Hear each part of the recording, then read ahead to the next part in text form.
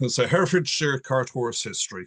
I'll say it's in my DNA. And my first picture of 35, which we'll press on with, is ploughing on Elston Hill in Hereford in the 1920s. A photograph by Hereford photographer Basil Butcher. So my first slide is oxen, because really you can't really talk about the horses without the change from oxen to horses, primarily at the end of the 18th century.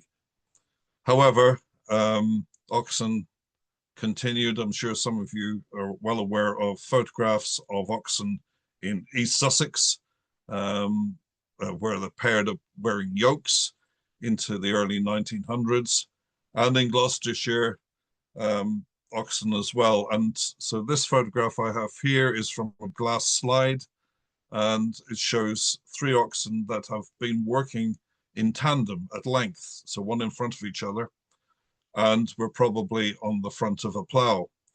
The oxen, just for interest, and say, are wearing collars, but not horse collars, which there's a myth about oxen wearing horse collars that were turned upside down.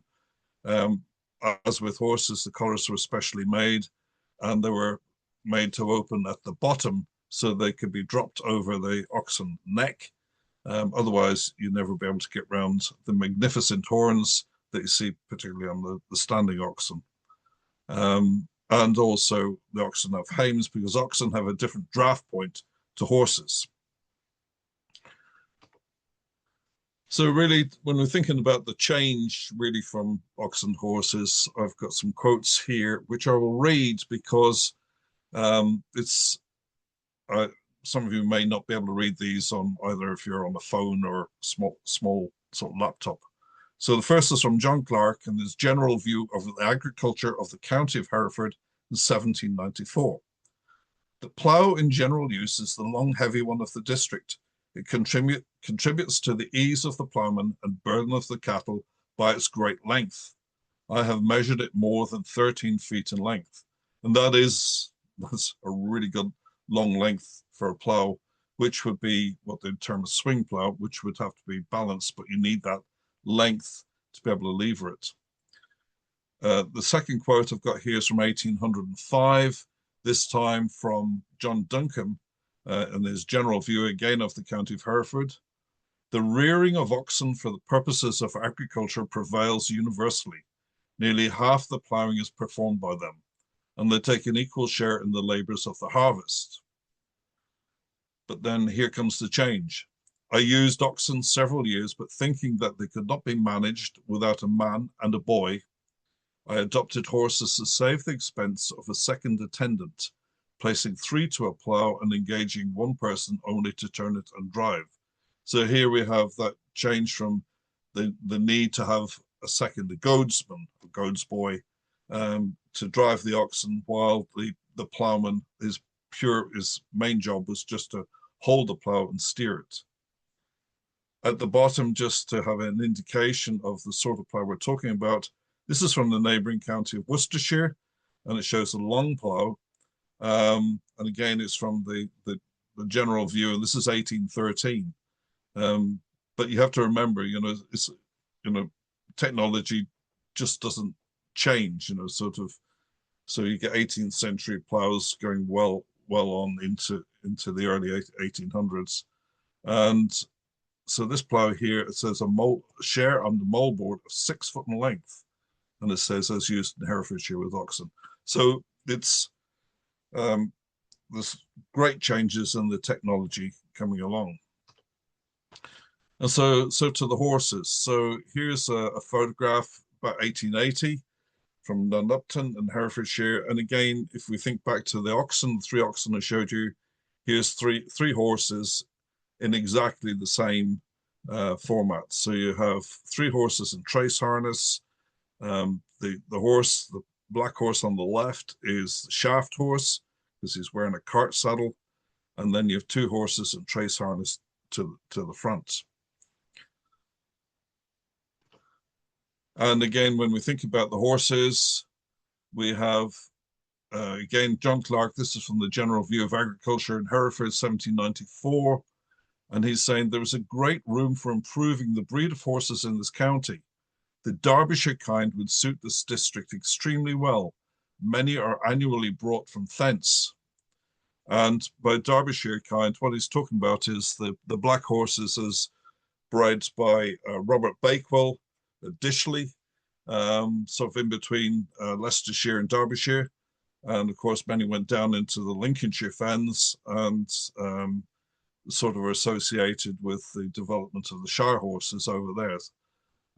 So here we have, it's linked with other livestock, it's livestock improvement. And again, to Duncan for Herefordshire in 1805, the horses used in Herefordshire have no peculiarity, and perhaps no animal has been more altered than the horse has been within the last 20 or 30 years.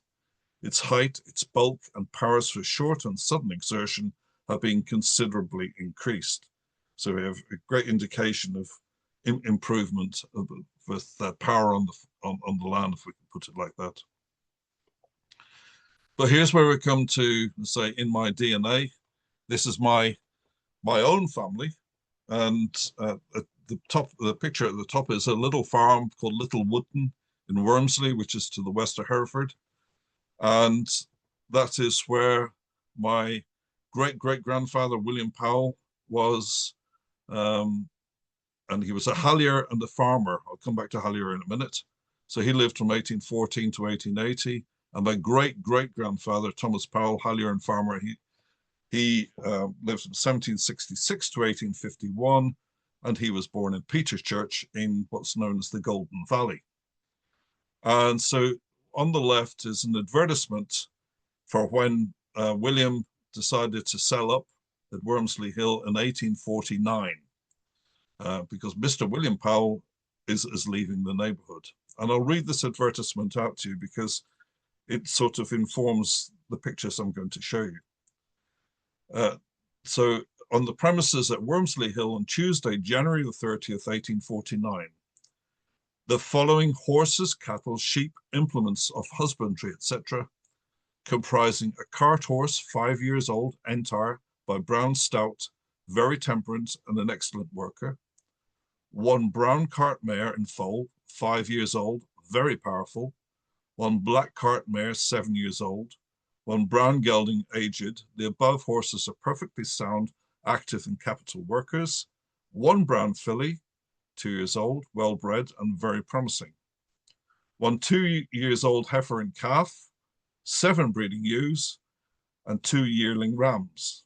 The implements of husbandry consist of one broad wheel wagon, nearly new and complete, one narrow wheel wagon, nearly new, one broad wheel cart, stone and timber carriages, ploughs, harrows, rollers, etc., etc. Also about 5 dozen new hurdles, 5 bundles of hoops, 5 sets of long and short gears, and this is the interesting one, 400 gallons of cider, 10 cider hares, 2 empty hogsheads, and about 10 tons of swedes. Also a very handsome pony, phaeton and harness under duty, and that means it was still being used at the time of the sale.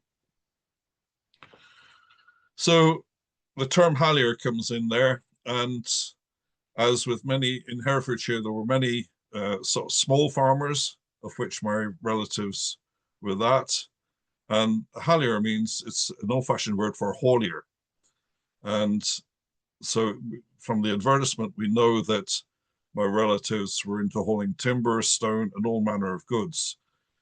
If you actually look at engravings from Herefordshire, you quite often will see what looks like covered wagons from somewhere out in the Wild West, but in actual fact, covered wagons were used considerably by the halliers, the hauliers, and not a Herefordshire photograph, but a cabinet photo that I was able to restore with, thankfully, with Photoshop, showing one in the adjacent Welsh county of Newton, Powys, in about 1890.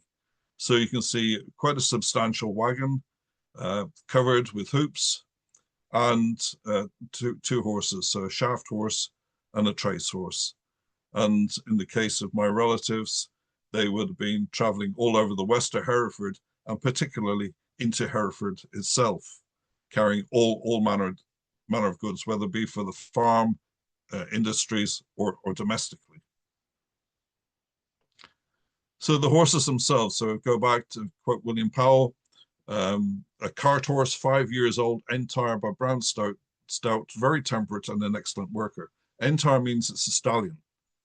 Now, a lot of people don't work stallions. Some people do, because you get good-natured stallions and some are not. So here we have a picture. It's a stallion from Orcup, Herefordshire, in the early 1900s. To my mind, not the best confirmation of a horse, but nevertheless, you have to bear in mind that not every farm could afford the best horses that existed.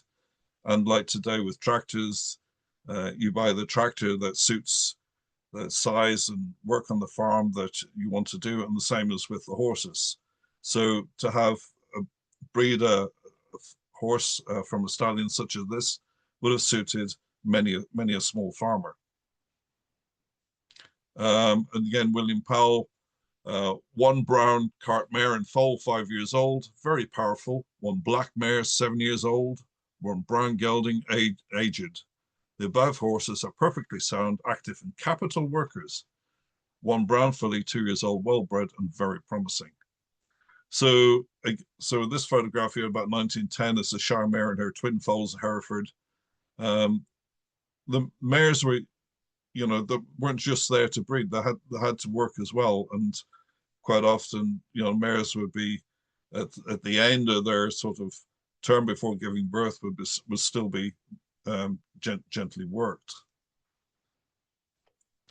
So where the horses came from, as I'm indicating there, many of the farmers, if they had were able to, would breed their own horses. Otherwise, they would have to go and buy them.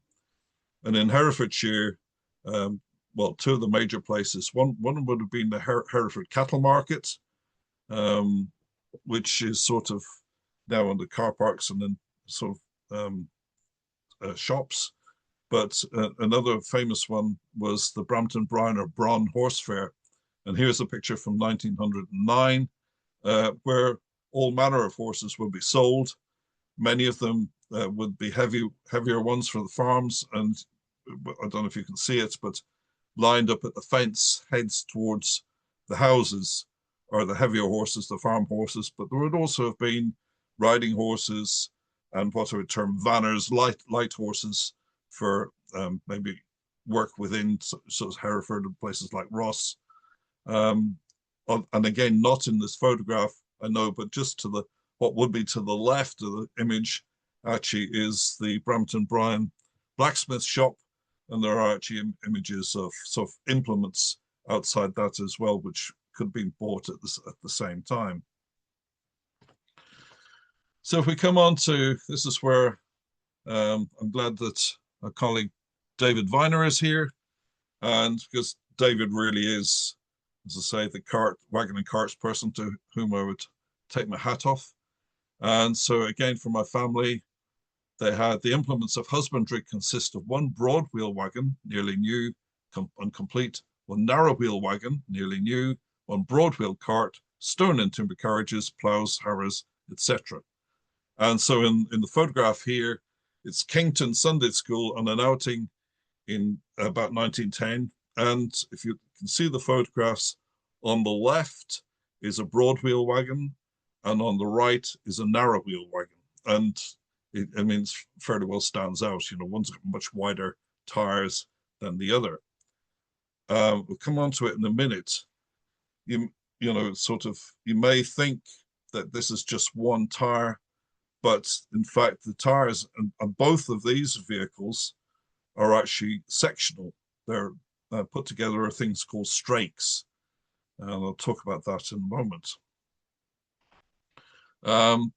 Again, another picture of a broad wheel wagon.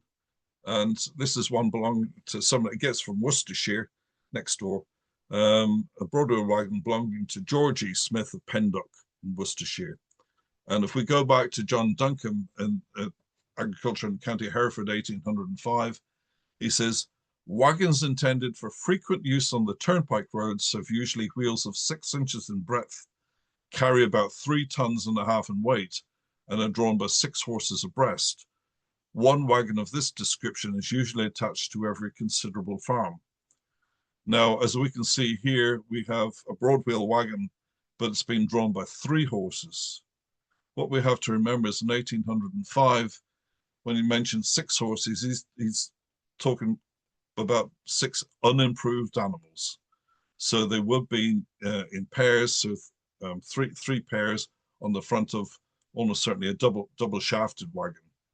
But once, as I say, once the breeding of the horses improves, they get bigger and more powerful, then you can have, as the photograph, 3 horses at length, or the other term is tandem. And again, with this wagon here, as far as I can make out, the outer rims of the tires are strakes. So these short sections of iron that are nailed on to the wheel, whereas on the inner side, they are actually continuous tires. So sometimes you have one or the other, or you'll get a mixture. So broad wheel carts, and here I have to acknowledge David. So what we're talking about is the same technology is used for wagons, but if you can see the lower picture on the right, you can see there is 4 nails, 4 substantial nails holding on one end of this short section of iron onto the outside of tire of the wheel, and that will continue around, and there'll be another 4 nails holding on the section.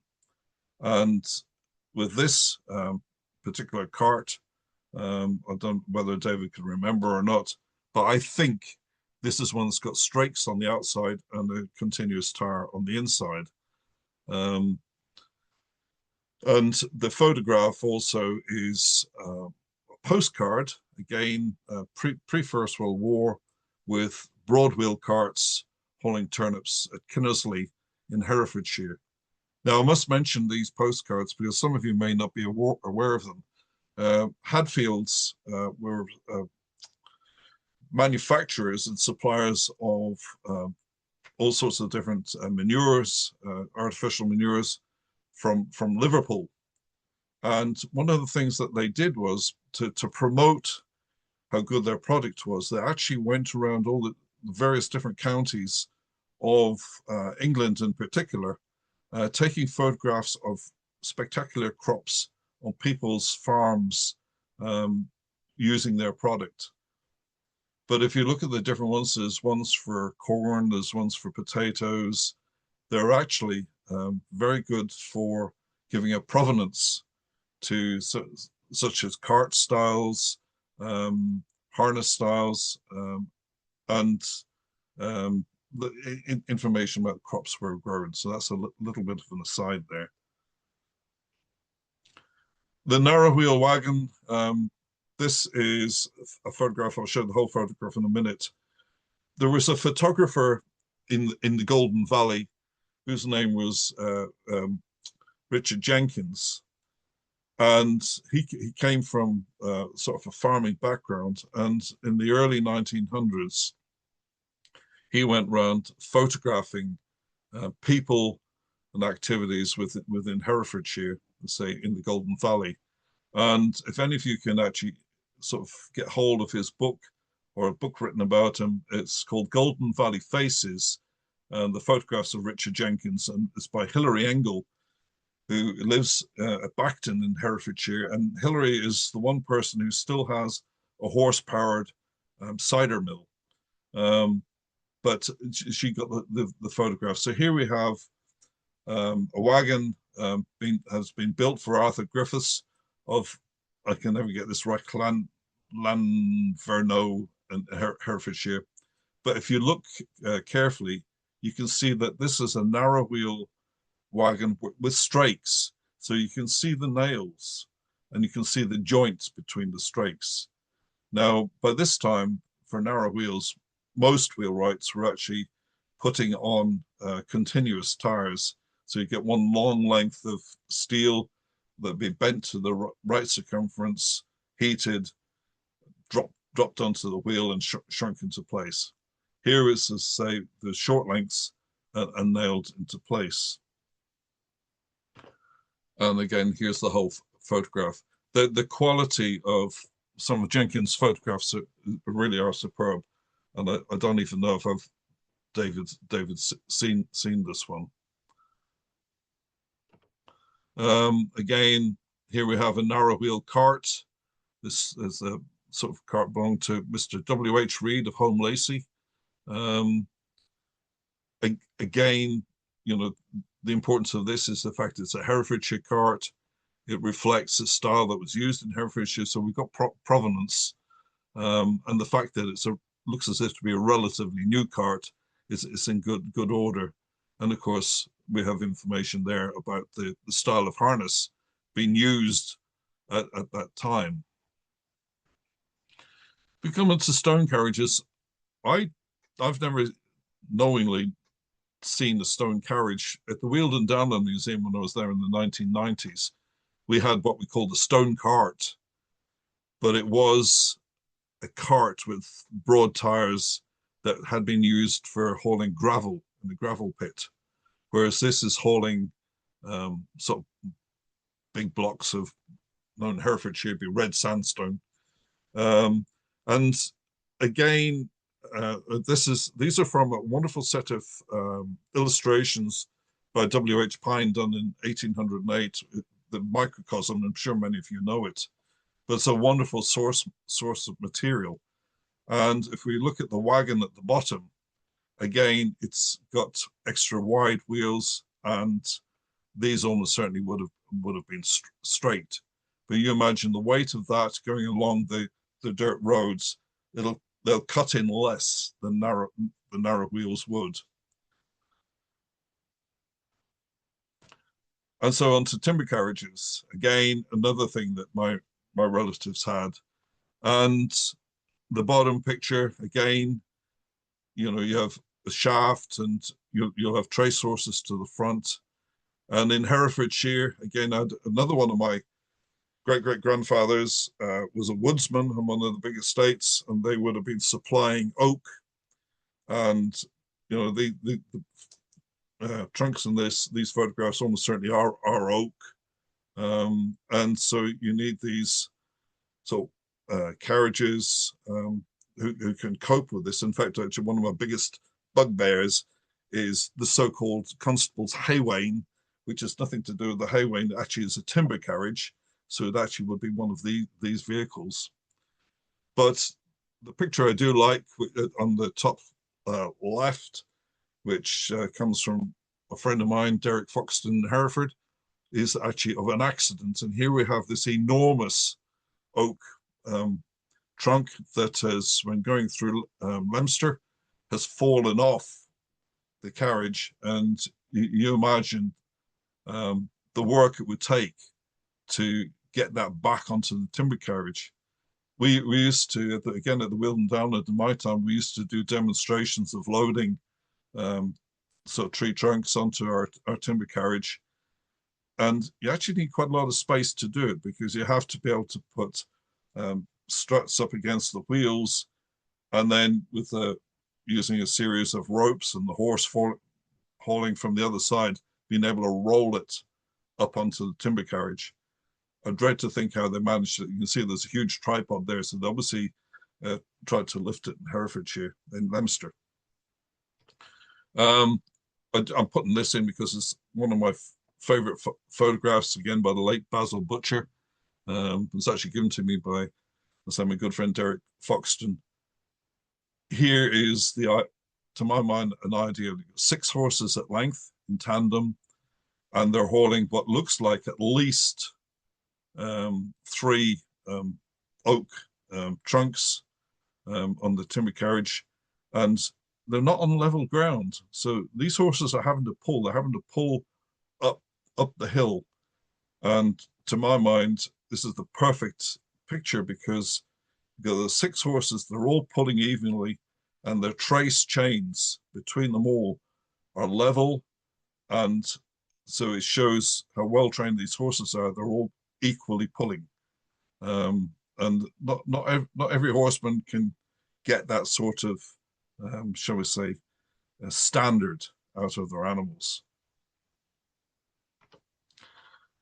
The pinnacle of many sort of the farming year for many, particularly the horsemen, is the ploughing matches. And again, we have two photographs taken by Richard Jenkins. This is the Eskley Side Agricultural Ploughing Match. This is 1923. Probably not a lot I can really say from this photograph, other than, you know, it's interesting to compare the harness and the horses and plows between different ploughing matches. I mean, apart from looking at the standard of ploughing, you know, sort of in the detail in the top picture there, you can see that some have martingales on the front, and, you know, so there's the horses on the left have two brasses at the top, whereas most people would just have brasses in a single line going down. And again, you know, it's if we have provenance for a lot of these photographs, it makes interesting study to be able to go between sort of areas even within a county, never mind county to county.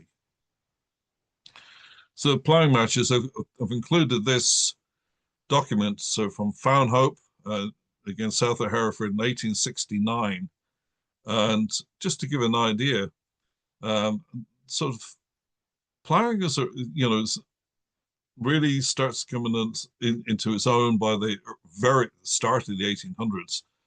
So by sort of 70 years later, and it's a champion prize of £3 open to the county of Hereford for farmers, their sons and men. Competition to plough with any kind of plough with 2 horses abreast. Entrance 10 shillings to non-subscribers. So that's people who don't belong to the ploughing society, Fownhope Society. And then, so for second best in the class, because the first is £3, if you came second in the class, you won £1 10 shillings. Now that's actually good money when you think back in 1869. Now, unless the money is going to your employer, if you as the ploughman, that makes, you know, developing your skill really important. But so under the prizes to be awarded, so with class 1, ploughman with swing ploughs, 2 horses abreast. Now that means with no wheels. So to the best ploughman, he can win £2. The interesting is class 2 for ploughmen under 19 years of age with swing ploughs, to the best ploughman, £1. Now, when you think about it, you know, sort of people were leaving, you know, sort of school by the time they were sort of 12, and many of them would have been probably experienced with ploughs even before that age. So, I mean, to win £1 if you're under 19, again, would be something substantial, which would help towards, maybe if you didn't help your family, would buy you a new pair of boots or something like that. And again, in class 3, to the best ploughman with a wheel plough with 2 horses abreast. So we can see here that swing ploughs were sort of quite important in the Herefordshire associated culture for ploughing matches. And so we can see some ploughs here. I mean, many of you will be sort of au fait with the Ransoms Newcastle ploughs coming out of Ipswich and Suffolk, particularly, this is the Newcastle ones introduced in the 1860s, with models such as the RND, RNE, and RNF, the latter one particularly very much prized for high-cut ploughing matches. But at the bottom, you know, we have, I mean, there were local manufacturers as well. And here we have Kell & Co. from Gloucestershire. And a quote here, 1905, more than 1,000 prizes have been won by Kells of Gloucester ploughs, and in Herefordshire alone, 3 ploughmen with these ploughs more than £100 each.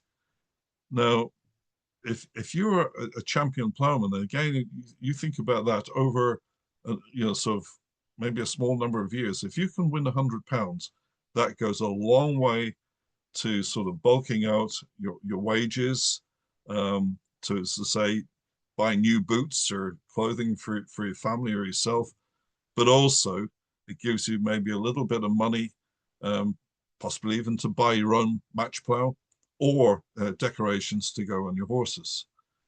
There were other smaller makers as well. So on top right, I've got James Meredith and co. of, again, if we come back to Kington.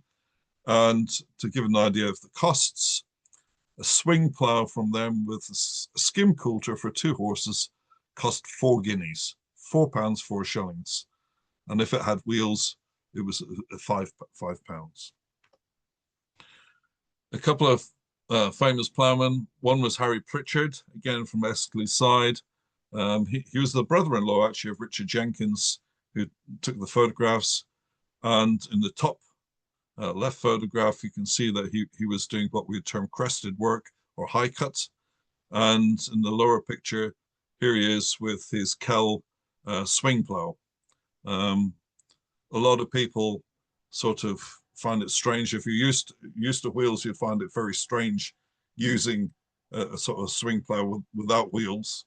I've learned with American plows, and once you get the pattern, it's okay. But these really were the style for many of these early plough matches.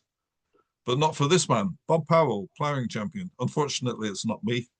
Bob came from Michael Church, and again in the Golden Valley. Very well respected ploughman, international ploughman. In fact, one of my mentors actually judged him, and this is him in 1954. And you can see he practiced high cut work. So again, it's crested. And the reason for this is for broadcasting.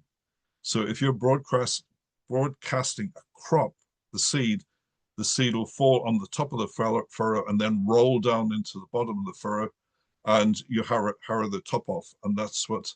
So the seed will then come up in straight lines. So this is although the sort of, shall we say, the peak of ploughing skills, it sort of was superseded by ploughs that did broken work, which allowed for the introduction of sowing machines, or seed drills, I should say. Ploughing medals, up here in Scotland, ploughing medals were very much introduced with the start of ploughing matches by the end of the 18th century by the Highland and Agricultural Society, who gave silver medals out all through the 1800s and into the 1900s to the various ploughing societies to go to the best ploughman at all the different ploughing matches. This is not the tradition certainly in England.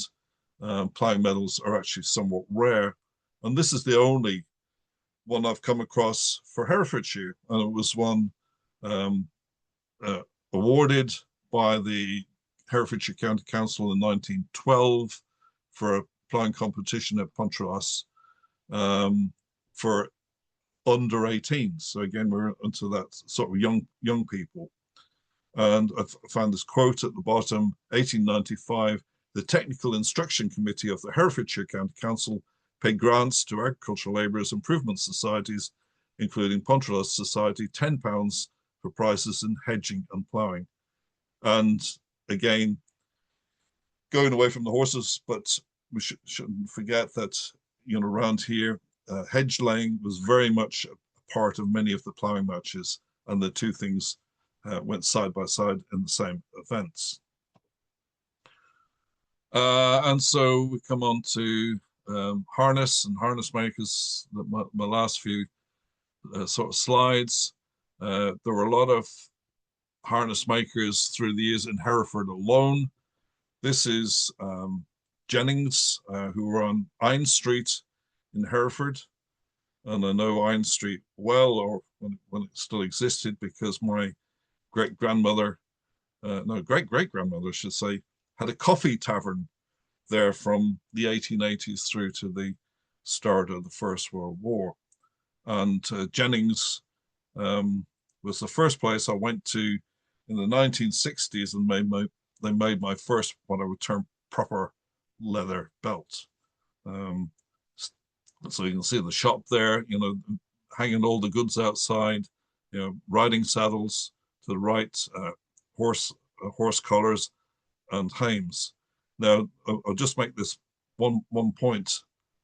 You know, many people think about saddlers and harness makers and collar makers. There are actually three separate trades, but many of these people did all three, or they'd have the craftsmen to do all three.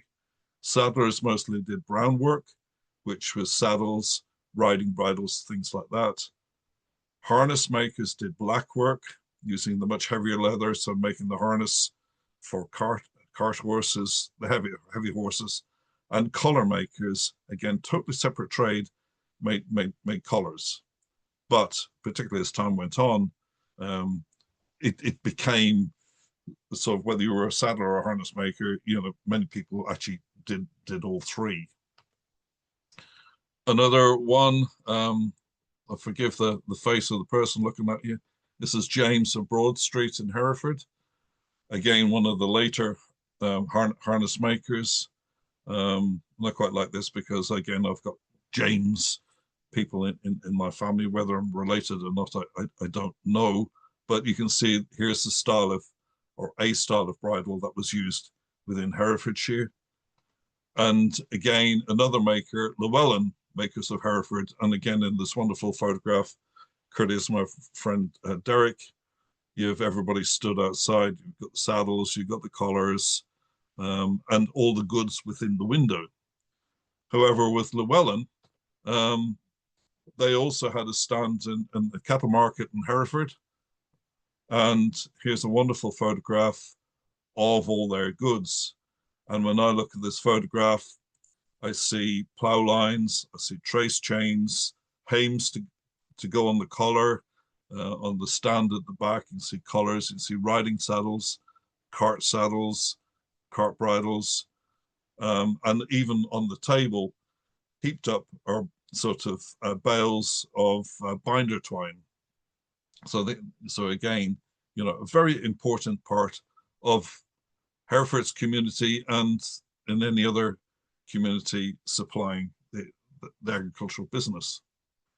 The one thing that fascinates me, as I say, is a sort of, well, yeah, I suppose about for harness and saddlery, is this, which is the Herefordshire full face bridle. And the late Terry Keegan, who wrote The Heavy Horse and His Harness, was a good friend of mine. And Terry drew this photograph on the left. And again, if we come back to the Jenkins pictures, these are two of Richard Jenkins' photographs.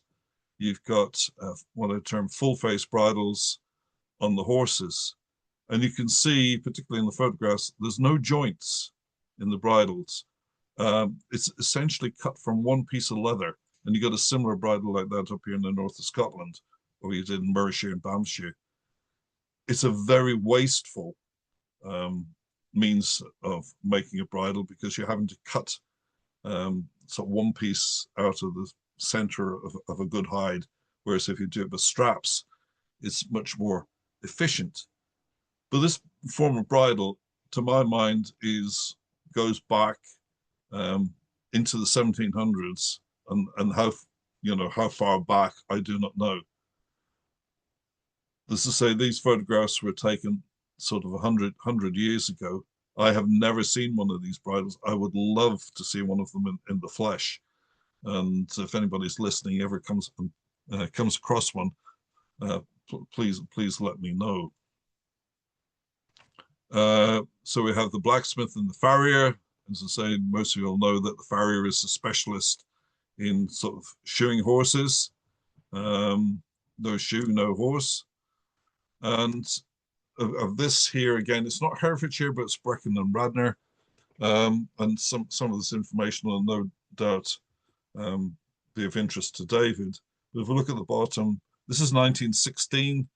So the cost for a set of shoes for a cart horse to be toe-pieced and caulked, it's putting extra bits at the front of the shoe, and caulking means turning the ends over, give more grip. That's 7 and 4pence. for a set of shoes, but if they're plain shoes only, there's sixpence, 6 shillings, as I say.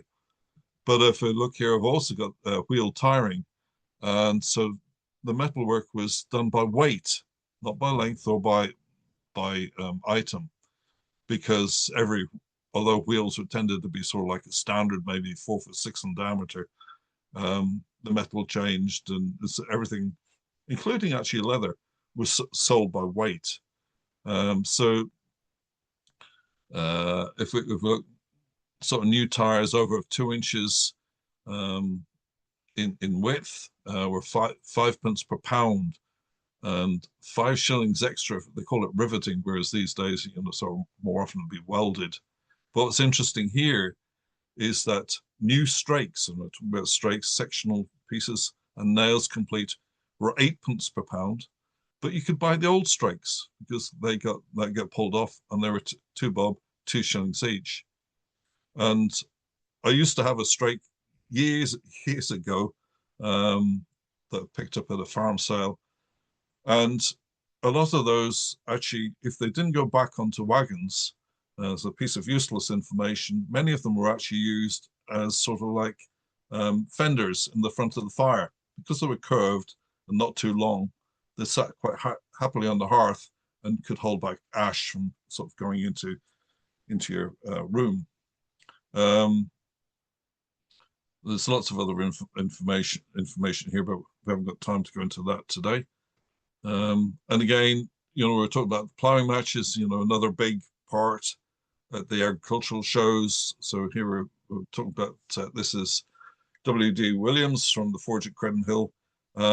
He competed at the Three Counties show, Hereford, Gloucester, and Worcestershire, and sort of won sort of prizes there, because again, to say that you were a prize-winning farrier was quite important.